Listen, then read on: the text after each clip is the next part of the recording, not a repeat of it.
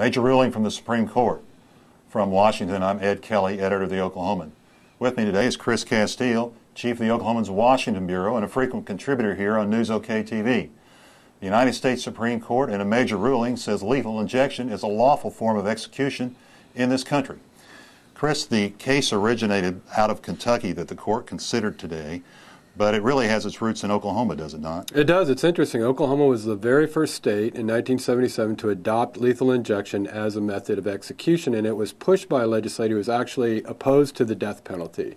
And he and an anesthesiologist at the University of Oklahoma Medical Center adopted, or at least developed, this method that basically sedates the inmate, paralyzes him, and then uses a third drug to induce cardiac arrest. The actual drugs were chosen by the Oklahoma Department of Corrections, and since then, more than 30 states have adopted this method of execution, and most use those same drugs. And the challenge today was whether there was a risk that if that first drug didn't work to sedate the inmate, that the second two could actually impose a lot of pain.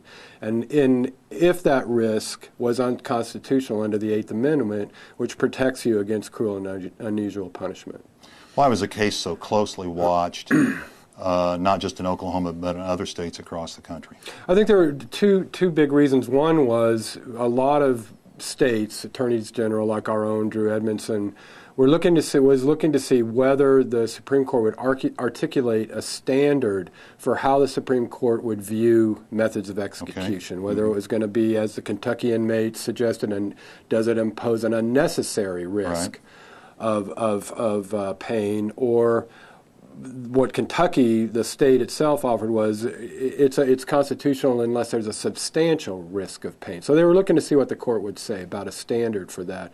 The other thing was that they were looking to see whether the court would just say there really is no constitutional way of putting somebody to death. There was a question of could this case be really kind of a de facto end to the death penalty. But obviously that's not the case. That's not the case. What the court said today was this method developed in Oklahoma, at least by the evidence presented by these Kentucky inmates, is constitutional. Does not pose a substantial risk of. So what's the practical effect then going forward? The practical effect is when the court chose to take this case last fall and last September, they effectively put a moratorium on executions in all of the states that have the death penalty, including Oklahoma. There were two since then that I believe have exhausted all their appeals, and a date probably would have been sought for their execution. The practical effect today is that these states will likely go forward with these executions. Thanks, Chris. Stay here on newsok.com for updates on this continuing story. Let's see it.